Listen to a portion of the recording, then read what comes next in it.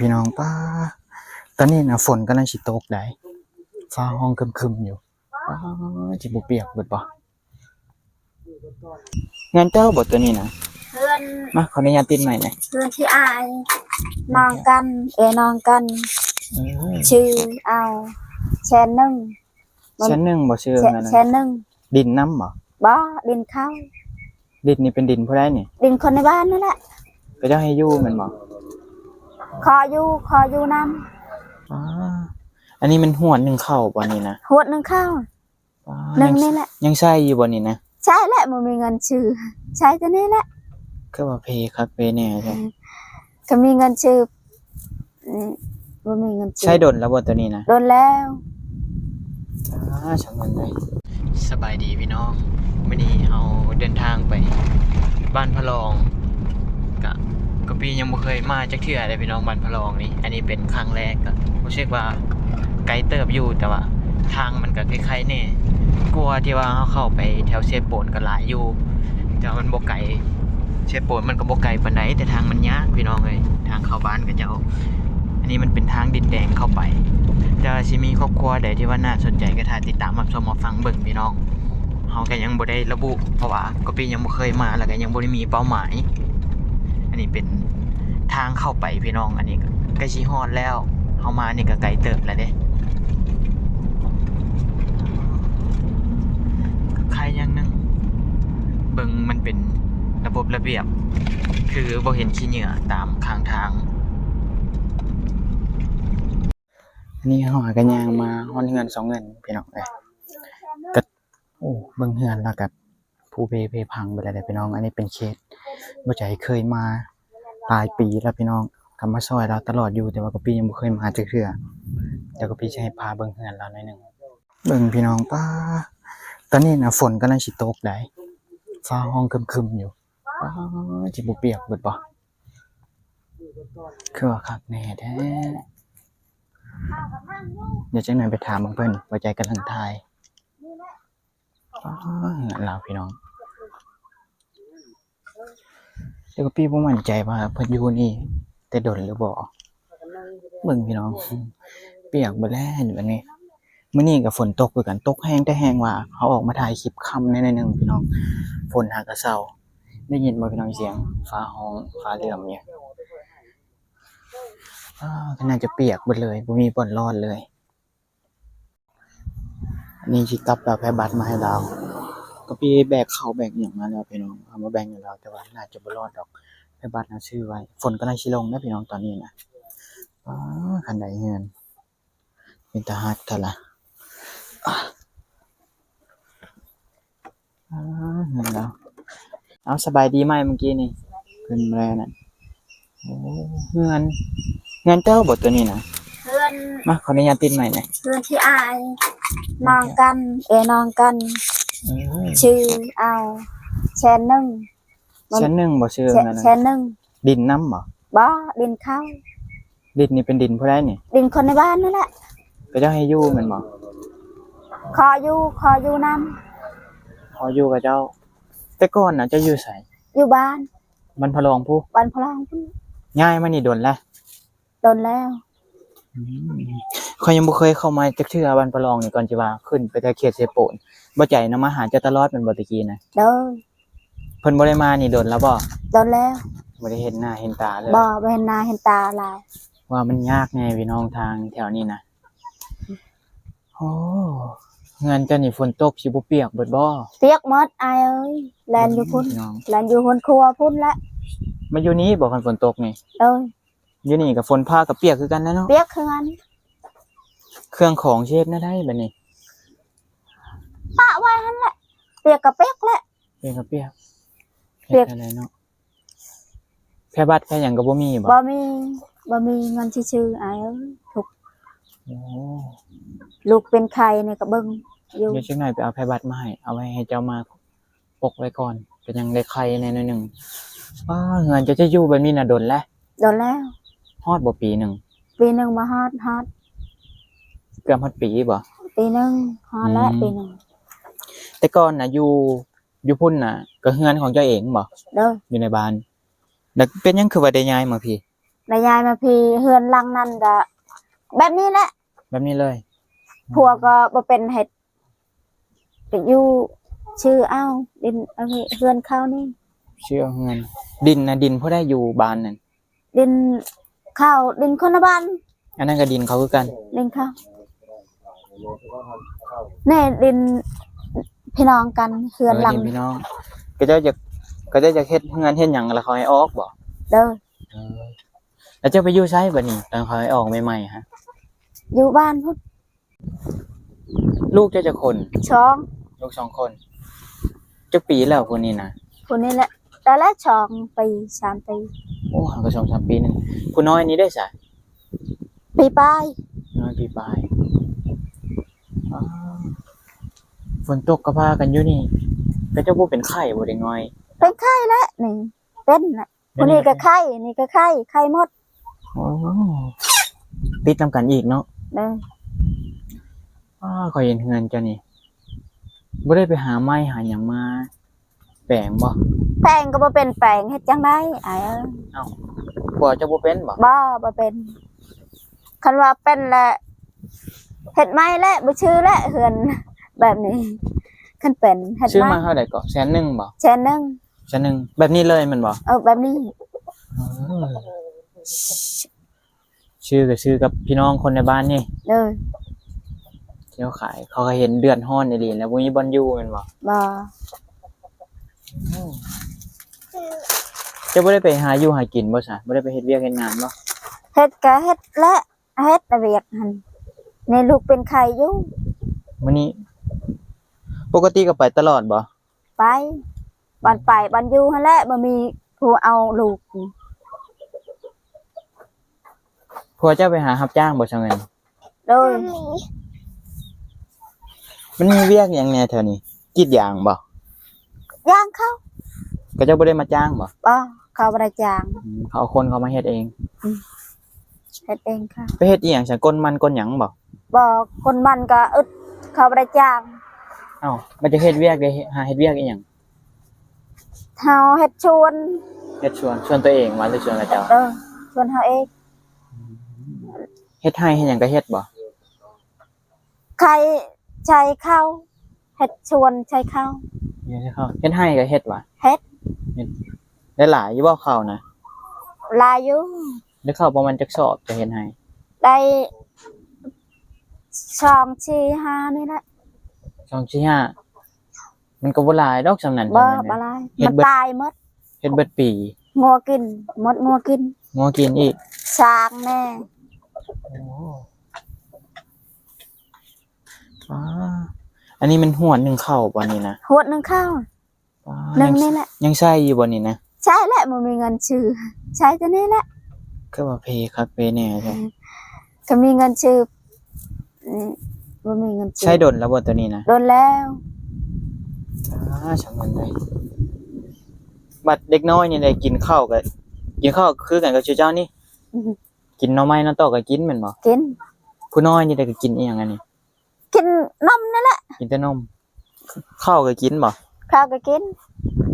ยังบ่ได้ให้กินหน่อไม้แท้ติยังมีอยู่บ่เจ้าเงินหน่อไม้แถวนี้ไปหานี่มีบ่ นี่พอกิน พอได้กินอยู่ฝนสิตกแล้วเดี๋ยวนี้สิรอดอยู่บ่เพราะว่ามื้อเช้านี่เมื่อกี้นี่ตกบ่ ตกแห้งแม่นบ่ แข็งเติบแล้ว เปียกหมดแล้วเนาะ เปียก สิเจ้าไปอยู่ไสเมื่อกี้นี่ อยู่นี่ อยู่ในครัวนี่ อยู่คนนี่แหละ กระเบื้องพี่น้องสิเอาอีหยังมารอดเครื่องของก็แต่เครื่องยังบ่หลายผัวจะเป็นไข้บ่คือว่านอน เป็นใคร บ่สบาย บ่สบายแหละมัน จักมื้อละเป็นนั่น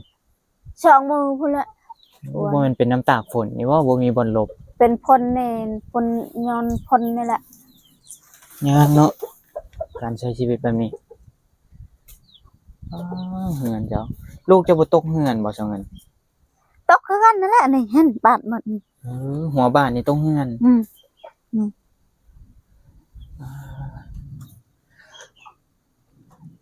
ถ้าสมมุติว่าหาไม้หาอิหยังมาแปลงหมดคันใดหมดอหย่างนี้ก็ได้อยู่บ่ถ้าไม้อยู่แถวนี้ ได้มาบ่เป็นเฮ็ด โอ้ได้อยู่แต่เฮ็ดบ่เป็น เฮ็ดบ่เป็นคือกันหั่นแหละ ได้ไหมก็เฮ็ดบ่เป็นเฮ็ด บ่เคยเฮ็ดเลยแม่นบ่ บ่ พอแล้ว อยากเฮ็ดมาบ่เป็นไอ้เอ้ย ลองมึงก่อนแหละ ลองก็ ลองก็บ่ คือ เป็น กัน นี่ นั่นแหละบ่เป็น โอ้มึงลูกเราได้ตนเข้าใจภาษาลาวอยู่บ่ลูกฮู้บ่ความลาว บ่ ฮู้ บ่ สิเอาไปเข้าโรงเรียนอยู่บ่นี่ บ่ได้เข้า ฮอดจักปีก็5ปีแม่นบ่ แม่น5 ปีนะ ถ้านอน5ปีสิเอาไปเข้าบ่ อือ แม่นบ่ขยันก็จะบ่ได้เรียนซ้ำเด็กน้อยนี่ มันไม่มีเงินนี่มันมีเงินแหละได้เข้าโรงเรียนนี่ใกล้นี่รถในบ้านนี่รถมันไม่มีเงินอยู่ บ่มีเงินแล้วบ่ได้เข้า มันมีเงินบ่ได้เข้า มื้อนี้สิเจ้าพากันอยู่นี่แหล้วเนาะ เด้อ เตรียมเอาเครื่องเอาของ อันนี้มันสิเข้ายามฝนถ้าฮอดยามฝนอีหลีนี่แฮงกระเตกแล้วเปียกคุมือเลย เปียกมาแล้วอยู่นี่แหละไอ้แลนอยู่ใช้แลนอยู่คนหมู่แหละลูกแน่นำแน่เหี่ยวแน่ขี้แน่เขาบ่มักบ่ติเขาดอก แม่นโอ้ยากอะ อยู่นี่ตามนี้แหละ เอาบ่ได้เนาะหาเฮ็ดเวียกเฮ็ดงานก็มันเฮ็ดมีแต่ซื้อข้าวซื้อน้ำมันบ่คุ้มเฮ็ดให้เบิดปีได้แต่4-5กระสอบมันบ่ได้หลายนะ บ่หมดงัวกินงัวเขาช้างแน่กินหมด ข้อยบ่สร้างกี่ว่าเลยเบิ่งข้อยเห็น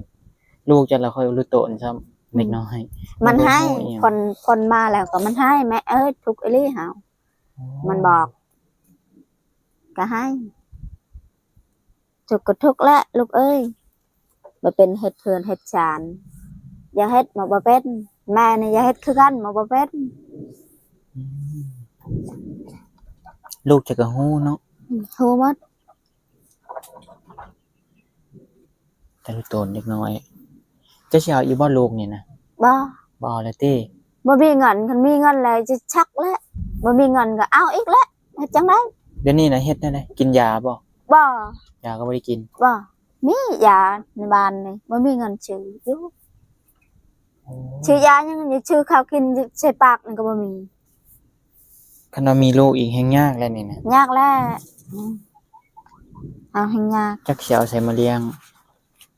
มีเงิน แหละ มีคำเนี่ยหาสิพอและ2คนนี่ก็พอแล้วลูก แม่นซำนี้ก็พอแฮงแล้วนะเลี้ยงกับเจ้าก็ บ่ให้ ยังบ่อยากกุมละ ยาก็ยาแพงอ้ายคนในบ้านนี่ขาย ยากินยาชักแพงหมด ยาน่ะยาอีหยังไปซื้อย ากินบ่มีลูกนี่แหละ ยาคุมนี่ ยาคุมยาชักก็แพง35เดือนหนึงบ่สัก เดือนหนึง คันมีอีกน่ะอีกตนเล็กน้อยเนาะ อืม เฮาพ่อแม่ยังบ่ทันพร้อมเด้ก็จะออกมาฟ้าก็ฮ้องเลยพี่น้องเอ้ยมื้อนี้น่าจะบ่รอดแล้วแหละคันมีไผบัตรที่คุมมาแบบนี้เซาเงิน คุมแบบนี้แหละ คุมมันก็น่าจะบ่เบิดดอกเนาะคันฝนมันแห้งเนาะ มันผะเด้เข้าตามนี่ก็บ่แห้งแล้ว ตามฟ้าตามหยังนี่กลางบ้านฮอดอันยามร้อนก็ร้อนแต่ร้อนว่าแม่นบ่ เด้อ แดดมันเข้าบ่ยามหนาวก็หนาวอีก หนาวอีหลี ยามฝนก็ทุกข์อีกโอ้ ทุกข์คือกันพ้นก็ทุกข์แดดก็ทุกข์อ้ายเอ้ยจะว่าทุกข์ ทุกข์ทุกยามเลยคือว่าแหละพี่น้องเอ้ยเบิ่งแต่ฮอดเรานี่ก็ว่า พวกก็นึ่งข้าวก็บ่มี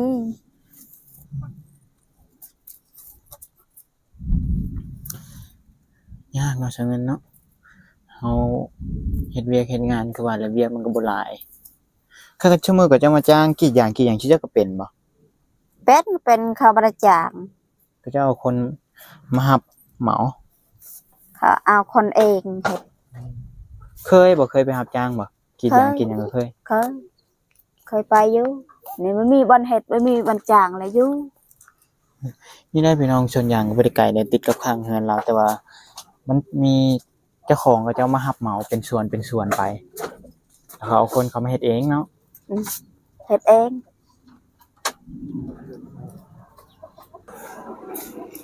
พากันมาลบอยู่นี่คันว่ามันอันนั้นกันฝนแห้งก็ลบบ่ได้ดอกแต่เครื่องของนี่ใครแต่เครื่องบ่หลายเนาะอยู่เฮือนผ้าห่มอีหยังนี่กันว่าอันนั้นก็ ห่มก็ได้อยู่บ่ห่มอันนี้เนาะ ทำก็ได้ เอามาปกไว้ฝนมันพระแมันบ่ ดู หนึ่งลูกเราก็เป็นตะแพงเลยพี่น้อง ใส่บัตรนี่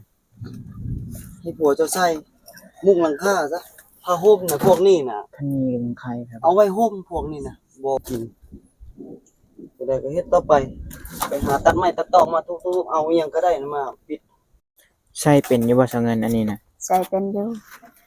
ผู้ได้สิเป็นคนใช่นี่ ใช่ตัดไม้ใช่ ตัดไม้ไม่ได้สิเอาใส่หนึงนะ มื้อนี้แหละฝนตกใช่ มื้อนี้เนาะให้มันได้ทันมื้อนี้จักหน่อย ตอนนี้ฝนกำลังสิมา เด้อ เฮ็ดให้มันแล้วซะเด้อ เด้อ ต้นลูกเจ้าข้าวนี่สิได้นึ่งอย่าบ่มื้อนี้นะ นึ่ง ไปมาเด้อผู้ได้เป็นคนหนึ่งข้าว เฮานี่หนึ่ง อืม เฮาละหนึ่ง หนึ่งได้อยู่บ่หัวนี่นะ จักและอายเอ้ยโหดนี่ก็ไปพุ่นแล้วจักได้กินจักหยังแหละเอาบ่ฮู้น้ำโหดนี่ มีข้าวบ่มีหัวอีกก็คือเก่า มีข้าวบ่มีหัวคือกันนั่นแหละบ่ได้กินคือกันนั่นแหละลูก จะเฮ็ดจังได๋แก้ไขไปก่อนใช้ไปก่อนเด้อเซาเงินเด้อ เด้อเด้อเด้อ อันนี้เขาก็สิเดินทางกลับละอยู่ดีมีแฮงเด้อเอาขอบคุณขอบใจผู้ใหญ่ใจดีเพิ่นแน่ ขอบใจขอบใจ อยู่ดีมีแฮง อยู่ดีมีแฮงเด้อ อืมสุขภาพแข็งแรงร่ำรวยพี่น้องสู้ๆเด้อเซาเงินเด้อ เด้อ เอาแพร่บัตรมาให้กับใครแน่พอได้มุงฟักนั่นเพราะฉะนั้นถ้าเปียกมืดผัวกันเป็นไข้กันนอนฝนตกก็ไปบ่ได้อีก ลูกก็เป็นไข้พวกก็เป็นไข้ เป็นไข้มืดจะบ่ได้เป็นบ่ บ่บ่ได้เป็น ไข้แน่ซั่นน่ะเอ้าดนๆพุ่นแหละสิได้เข้ามาบ้านนี่เทื่อนึง เด้อเด้อ เดี๋ยวเข้ามาได้สิมาจอบใหม่เอาโอเคสบายดีเช้าเงิน สบายดี เบิ่งเหือนแล้วพี่น้องมันขั้นใดเป็นแต่โต๊ะขนาดเลยปีเสียวขนาดเลยอ่ะฝนกำลังลงแล้วจ้ะนี่พี่น้องแต่ว่ายังไม่ทันแห้งให้เราไปหาตัดไม้ตัดหยังเอาไปบัดมาคุมก่อน พอได้